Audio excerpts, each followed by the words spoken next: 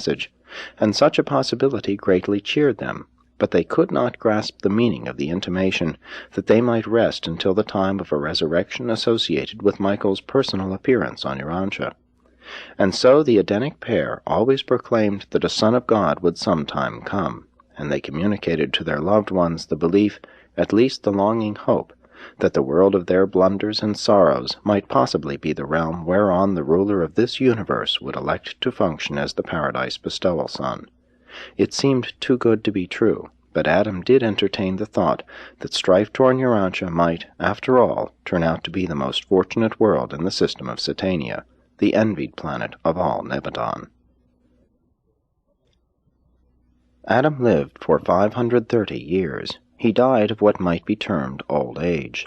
His physical mechanism simply wore out. The process of disintegration gradually gained on the process of repair, and the inevitable end came.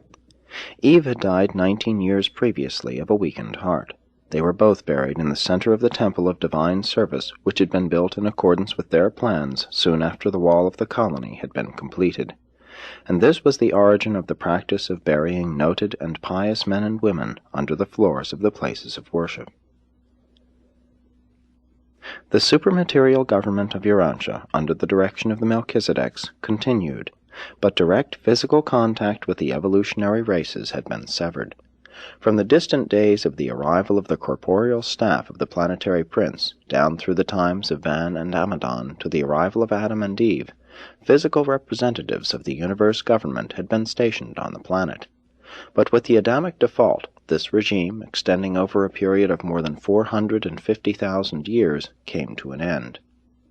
In the spiritual spheres, angelic helpers continued to struggle in conjunction with the thought adjusters, both working heroically for the salvage of the individual.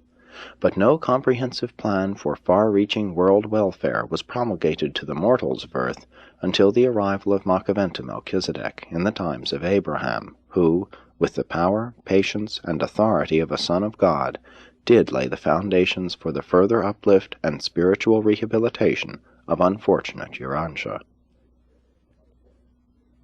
Misfortune has not, however, been the sole lot of Urantia.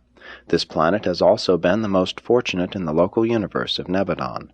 Urantians should count it all gain if the blunders of their ancestors and the mistakes of their early world rulers so plunged the planet into such a hopeless state of confusion, all the more confounded by evil and sin, that this very background of darkness should so appeal to Michael of Nebadon that he selected this world as the arena wherein to reveal the loving personality of the Father in heaven. It is not that Urantia needed a Creator Son to set its tangled affairs in order. It is rather that the evil and sin on Urantia afforded the Creator Son a more striking background against which to reveal the matchless love, mercy, and patience of the Paradise Father. 6. Survival of Adam and Eve. Adam and Eve went to their mortal rest with strong faith in the promises made to them by the Melchizedeks that they would sometime awake from the sleep of death to resume life on the mansion worlds, worlds all so familiar to them in the days preceding their mission in the material flesh of the violet race on Urantia. They did not long rest in the oblivion of the unconscious sleep of the mortals of the realm.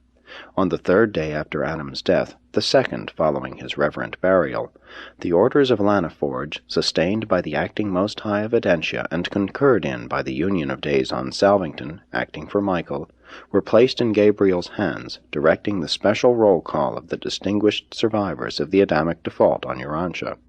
And in accordance with this mandate of special resurrection, number 26 of the Urantia series, Adam and Eve were repersonalized and reassembled in the resurrection halls of the mansion worlds of Satania, together with 1,316 of their associates in the experience of the first garden. Many other loyal souls had already been translated at the time of Adam's arrival, which was attended by a dispensational adjudication of both the sleeping survivors and of the living qualified ascenders. Adam and Eve quickly passed through the worlds of progressive ascension until they attained citizenship on Jerusalem, once again to be residents of the planet of their origin, but this time as members of a different order of universe personalities. They left Jerusalem as permanent citizens, sons of God, They returned as ascendant citizens, sons of man. They were immediately attached to the Urantia service on the system capital, later being assigned membership among the 24 councillors who constitute the present advisory control body of Urantia. And thus ends the story of the planetary Adam and Eve of Urantia, a story of trial, tragedy, and triumph, at least personal triumph for your well-meaning but deluded material son and daughter, and undoubtedly, in the end, a story of ultimate triumph for their world and its rebellion-tossed and evil-harassed inhabitants. When all is summed up, Adam and Eve made a mighty contribution to the speedy civilization and accelerated biologic progress of the human race.